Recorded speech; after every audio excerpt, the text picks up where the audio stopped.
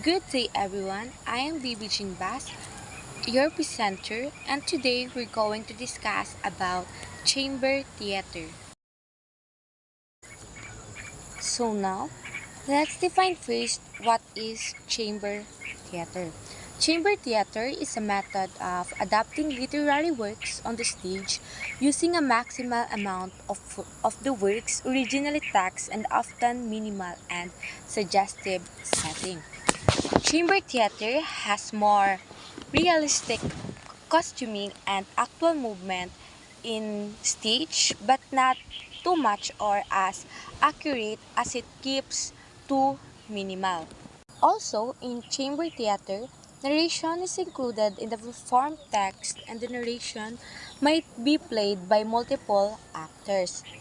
And this uniqueness of chamber theater lies in the dual role of each member in the cast as an actor.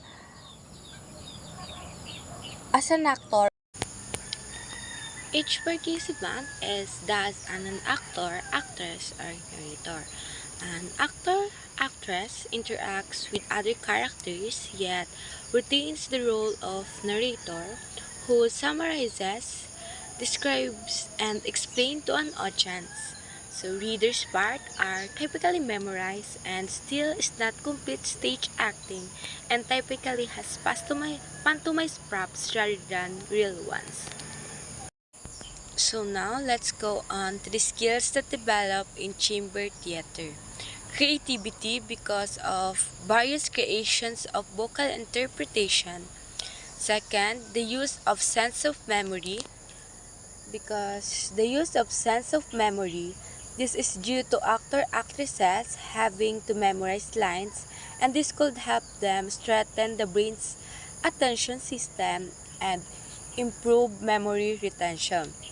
The third is the use of movement, gesture, and posture and facial expression. Because of actor actresses carefully coordinate movements, gestures, and their posture to bring life to characters, tell a complete stories as it relates to plot. With this practice, they are able to develop these skills. The last one is overall clarity and entertainment value of performance because it has been observed that people participating in theater develops and enhance their social skills. Selection of chamber theater. The choice of a chamber theater material is often a prose narrative. It will be fable, legend, modern short story, or a part of a novel, and sometimes a narrative poem is chosen. Unit presentation. The units of dialogue, action, and narration are presented in a dramatic form as if a part of play. However, each actor, actresses plays a dual role of actor, actresses who speak his/her lines and a narrator who says narrative tags. Moreover, there is a formal separate narrator or narrators who stands with a copy in one part of the stage, reading descriptive passage that necessary to the unfolding of the story. Character interaction. Characters or actors move about freely on the acting area.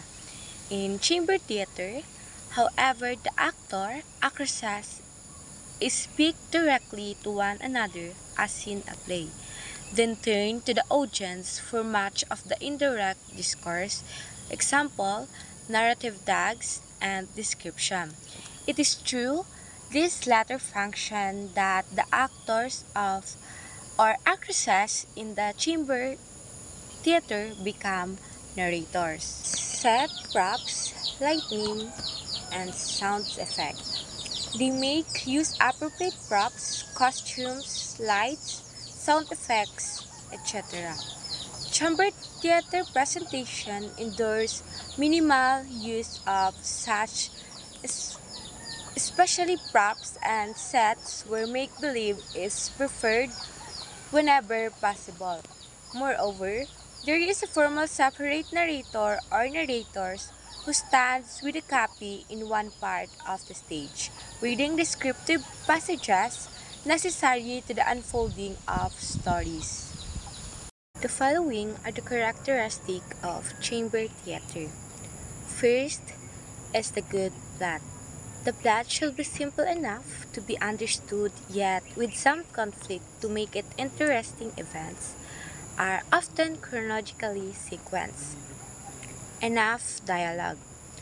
There should be sufficient line to show interaction with the characters.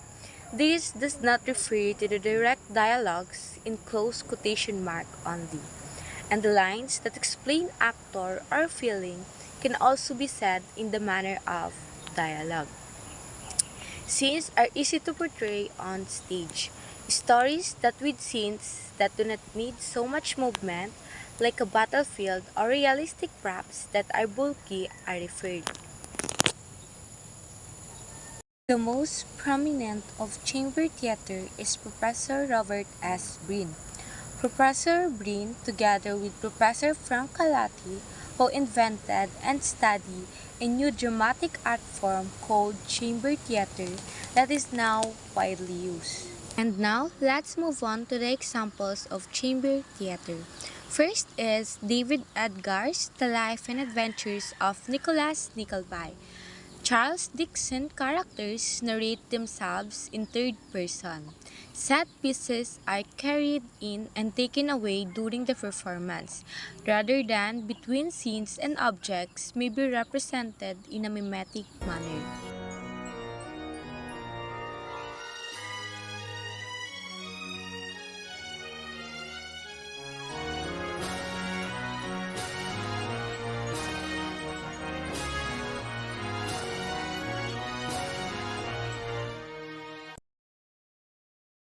And the last one is Calati's chamber theater adaptation of John Steinbeck's The Grapes, presented by Chicago's Stephen Wolf Theatre Company.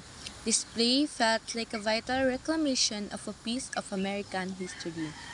Galate's chamber theater adaptation of John Steinbeck's The Grapes of Wrath won 2 Tony Awards of Broadway. I hope things is gonna be all right in California.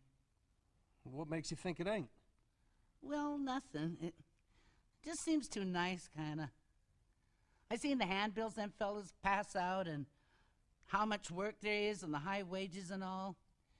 And I seen in the paper how they want folks to come out and pick grapes and oranges and peaches. That'd be nice work, Tom. Grandma wants a grace. Oh, but I ain't a preacher no more. Oh, come on. Just give her a grace. You're welcome. You're welcome. Have some supper. Grace first! Grace first! Oh,